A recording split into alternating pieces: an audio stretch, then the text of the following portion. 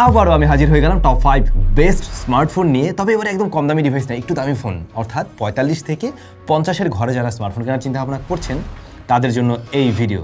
তবে অবশ্যই grey market পাশাপাশি অফিসিয়াল মার্কেটের ফোনেরও ব্যবস্থা থাকবে এই ভিডিওতে, সুতরাং যে যেখান থেকে কিনতে চান কোনো সমস্যা নেই। আর হ্যাঁ, এই ভিডিওতে যে প্রাইসগুলো মেনশন করা হবে সেটা কিন্তু মার্কেটের সবচাইতে লোয়েস্ট প্রাইসেই বলতে পারেন, এবং পেয়ে যাবেন ওই প্রাইসেই তাহাম টেকে। তাদের শপের ডিটেল ভিডিও ডেসক্রিপশনে মেনশন করা আছে, একটু চেক করে নেবেন। অলরাইট, আপনার বাজেট এই মুহূর্তে রয়েছে ধরুন 45-এর প্লাস 47-এর আশেপাশে আর কি। সেক্ষেত্রে রেডমি K80 আলট্রা এই ফোনটাকে আপনারা দেখতে পারেন। এই ফোনটা দেখতে মোটামুটি বেশ সুন্দর, OLED প্যানেল আছে, 144 হার্টজ পর্যন্ত হাই রিফ্রেশ রেট দেয়। ওই কম দামি 144-এর মতো না, তার চাইতে বেটার রেজাল্ট দেয়। আর ডিসপ্লেটাও বেশ সুন্দর। সেই সাথে প্রসেসর হিসেবে আমরা ভালো কিছু দেখছি, MediaTek Dimensity 9400 এই প্রসেসরটা কিন্তু ফ্ল্যাগশিপ লেভেলের একটা চিপ, বাট এরকম প্রাইস পয়েন্ট আপনি পাচ্ছেন এখন। UFS 4.1 হলো গিয়ে স্টোরেজ টাইপ।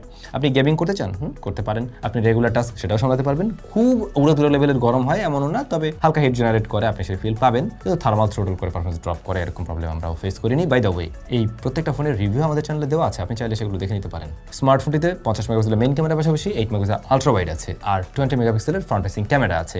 ক্যামেরার রেজাল্টও ডিসেন্ট। আর হ্যাঁ, এটা দিয়ে চাইলে ভিডিও করেও কাজে লাগাতে পারবেন, ভিডিওর কোয়ালিটিও মোটামুটি ভালো। এবারে এই সবকিছু চালানোর জন্য কিন্তু ব্যাটারি রয়েছে 7410 mAh এন্ড 100 ওয়াটের চার্জিং সিস্টেম। এই ফোনটা সাপোর্ট নেয়, বা বক্সেও পেয়ে যাচ্ছেন সেটাই। সো এই কম্বো ডেফিনেটলি ইউজ, এবং 7500 অলমোস্ট। তো ব্যাটারিও বেশ বড় আর চার্জারও বেশ বড় আছে, দেখতেই পারেন চাইলে এই স্মার্টফোনটি। বাট আপনার বাজেট যদি কিছুটা কম হয়ে থাকে এবং আপনি ক্যামেরা সেন্ট্রিক ডিভাইস কিনতে চান 45,000 টাকা প্রাইস ব্র্যাকেটে, তাহলে কিন্তু দারুণ একটা ডিভাইস রয়েছে, সেটার কাছে তো যাবো। তার আগে আমাদের টাইজোতে কিন্তু দারুণ সব কালেকশন চলে আসছে শীতের জন্য। লাইক আপনারা যারা হুডি কিনতে চাচ্ছেন, বেশ কিছু হুডির ভ্যারিয়েন্ট, এমনকি ড্রপ শোল্ডার হুডি রয়েছে, সেই সাথে সোয়েট শার্ট কিংবা টুপি, এগুলো কিন্তু চলে আসছে। তো আপনারা 10% ডিসকাউন্টে অবশ্যই নিতে পারবেন, যেহেতু এটা আমার নিজের ব্র্যান্ড, একদম নিজস্ব। সুতরাং সবচেয়ে বেস্ট কিছু আমরা করা ট্রাই করছি। ভিডিও ডেসক্রিপশনে সবকিছু মেনশন করা আছে, একটু দেখে নিতে পারেন। অলরাইট, আমরা কথা বলছিলাম ভিভোর ডিভাইস নিয়ে, ভিভো V60, যে স্মার্টফোনটা 45K-তে আপনারা পেয়ে যাবেন। না অফিসিয়াল না, অফিসিয়ালের দাম বেশি, চাইলে অফিসিয়ালও নিতে পারেন। এই ডিভাইসটাতে AMOLED প্যানেল আছে, 120 হার্টজ পর্যন্ত হাই রিফ্রেশ রেট দেয়, 5000 নিটস পর্যন্ত পিক ব্রাইটনেস দিতে পারে। তো ডিসপ্লে তো ওকে, বাট স্ন্যাপড্রাগন 7 Gen 4 রয়েছে প্রসেসর হিসাবে। 7 Gen 4 আমরা আগে যে ফোনটা নিয়ে কথা বললাম ডেফিনেটলি তার থেকে কিছুটা পিছিয়ে পড়ে, যদি ওই ফোনটার দাম আরেকটু বেশি ছিল। তবে আপনার যদি মনে হয় যে আমার ক্যামেরা এবং পারফরমেন্স বোধ জায়গাটা একটু ওরকম হওয়া চাই, মানে ব্যালেন্স হওয়া চাই, তখন আপনি অবশ্যই এটাকে আশা করছি চয়েস করতে পারবেন। তবে একটা ব্যাপার ভালো লাগবে না, UFS 2.2 স্টোরেজ টাইপটা, হ্যাঁ এই জায়গায় কমতেই আছে। বাট এটার ক্যামেরা রেজাল্ট ভালো, যেমন 50 মেগাপিক্সেলের মেইন শুটার, 50 মেগাপিক্সেলের টেলিফটো, 8 মেগাপিক্সেল আলট্রা ওয়াইড রয়েছে, এমনকি ফ্রন্ট ফেসিং ক্যামেরাটাও 50 মেগাপিক্সেলের। এই ফোনটার ছবি কিন্তু খুবই ভালো আসে, এবং ছবির কোয়ালিটি যখন কিনা আপনি এরকম 45,000 টাকা প্রাইস ব্র্যাকেটের ফোনের সাথে কম্পেয়ার করবেন, সে কিন্তু ম্যাক্সিমাম ক্ষেত্রেই কম্পিটিশনে এগিয়ে থাকবে, এবং সেটা ডে লাইট বলেন, লো লাইট বলেন, প্লাস ফ্রন্ট ফেসিং ক্যামেরাও বলেন। এটা ক্যামেরার জন্য আপনি চাইলে চয়েস করতে পারেন। 6500 mAh ব্যাটারি এন্ড 90 ওয়াটের চার্জিং সিস্টেম বক্সেই রয়েছে। এই কম্বোটা ক্যামেরা লাভারদের জন্য আমি রাখলাম। আচ্ছা, এবারে আপনি চাচ্ছেন 45,000 টাকা একটা ফোন কিনবেন, তবে এবার আর ক্যামেরার জন্য না, একটু পারফরমেন্সের জন্য, তখন গিয়ে কিন্তু চয়েস করতে পারেন IQ Z10 Turbo Plus। হ্যাঁ, এই ফোনটা আবার একটু পারফরমেন্স সেন্ট্রিক একটা ডিভাইস, যেখানে আমরা AMOLED প্যানেল তো পাচ্ছি, 144 পর্যন্ত হাই রিফ্রেশ রেট দিচ্ছে, 5500 নিটস পর্যন্ত পিক ব্রাইটনেস দিচ্ছে,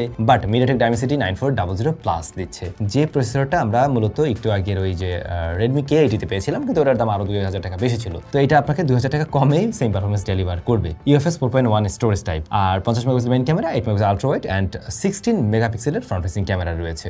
4K-তে ভিডিও রেকর্ড করতে পারে এই স্মার্টফোনটি। এটার ক্যামেরা আর যদি পারফরমেন্স মিলাতে যান, বুঝতেই পারবেন যে এটা একটা performance centric device. But battery ভাই বিশাল বড়, ইভেন Redmi K80-র চাইতেও বড়। এটার ব্যাটারি 8000 mAh এন্ড 90 ওয়াটের চার্জিং সিস্টেম বক্সে আছে, সুতরাং ব্যাকআপও ভালো। একদম উড়াদুরা গেমিং এর জন্য যারা চাচ্ছেন যে লং টাইম গেমিং করবেন, এরকম একটা ফোন দরকার, তখন গিয়ে দেখতে পারেন।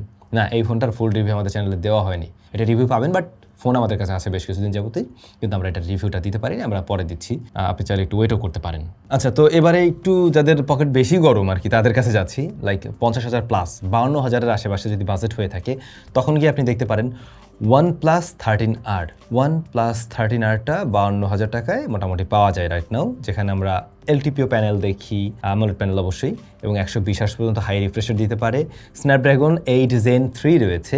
আপনি যদি ওরকম কোনো একটা ফোন খুঁজে থাকেন যেটা আসলে আমি এরকম প্রাইস ব্র্যাকেটে কিনবো এবং ট্রু ফ্ল্যাগশিপ কিলার বা ফ্ল্যাগশিপ SoC থাকতে হবে, তাহলে কিন্তু এইটা আপনার জন্য ভালো অপশন। UFS 4.0 হলো গিয়ে স্টোরেজ টাইপ। এটার পারফরমেন্স কেমন হতে পারে আপনাদের আর বুঝিয়ে বলার কিছু নেই। শুধু পারফরমেন্স নয়, এটার ক্যামেরাও কিন্তু ভালো। 50-50-8 মানে টেলিফটো আছে একটা 50 মেগাপিক্সেলের, এবং শুধু নামে মাত্র না, এগুলো কাজের। 16 মেগাপিক্সেলের ফ্রন্ট ফেসিং ক্যামেরা রয়েছে, 6000 mAh এর ব্যাটারি, 80 ওয়াটের চার্জিং সিস্টেম। চাইলে আমাদের ফুল রিভিউ দেখে নিতে পারেন, তাহলে আপনি আরও বেশি ক্লিয়ার হয়ে যাবেন। যদি বাজেট থাকে 50++, অবশ্যই মনে হয় একবার দেখে নেওয়া উচিত। তারপরেও OnePlus নিয়ে একটা ভয় থাকে যে গ্রিন লাইনের মালিক টালিক হবেন কিনা। আচ্ছা যাই হোক, তবে গ্রিন লাইনের মালিক আপনাকে OnePlus করবে না যদি কিনা আপনি OnePlus-এর অফিসিয়াল কিনেন। মানে মালিক করলেও আপনি শিওর যে কোনো সময় লাইফ টাইম গ্যারান্টি পেয়ে যাচ্ছেন। OnePlus Nord 5 অফিসিয়াল, এটাও কিন্তু অ্যারাউন্ড ওই 50K বাজেট যদি হয়ে থাকে তাহলে আপনি নিতে পারবেন। তাহলে রেগুলার যে প্রাইস যেটা তার চাইতে আপনি কমে কিনতে পারবেন। রেগুলার প্রাইস মনে হয় 52 না 53 এরকম বোধহয় ছিল, কিন্তু তাহলে কিছুটা কম রয়েছে। AMOLED panel, 144 Hz high refresh rate, Snapdragon 8S Gen 3 রয়েছে। সো এইটার প্রসেসরও খারাপ না, অ্যাজ এ অফিসিয়াল ফোন এইটা আনবিটাবল এরকম জায়গায়। কিন্তু UFS 3.1 স্টোরেজ টাইপ, এইটার পারফরমেন্স যা দিচ্ছে অন্য ব্র্যান্ডকে আমরা এই জায়গায় আসলে এই ধরনের পারফরমেন্স ডেলিভার করতে দেখি না। 50 megapixel main camera, 8 megapixel ultra wide. হ্যাঁ, আমরা বলতে পারি এখানে একটা টেলিফটো থাকলে ভালো হইতো, ওইটার একটা মিসিং আছে আর কি। আর ফ্রন্ট ফেসিং ক্যামেরাও 50 মেগাপিক্সেলের, এটা ক্যামেরা কোয়ালিটি কিন্তু ভালো, মানে টেলিফটো না থাকলেও এটার ক্যামেরা রেজাল্ট সত্যিই ভালো। 6800 mAh ব্যাটারি, 80 ওয়াটের চার্জার এর বক্সে পাবেন। যদি অফিসিয়াল ফোন নিতে চান তাহলে এই ফোনটা অবশ্যই দেখতে পারেন এবং দেখা উচিত হবে। আপনাদের কাছে কোন ফোনটা বেশি ভালো লাগলো কমেন্ট করে জানাবেন। খুব শীঘ্রই আমাদের নতুন ভিডিওতে দেখা হচ্ছে। ভালো থাকুন, অনেক বেশি ভালো।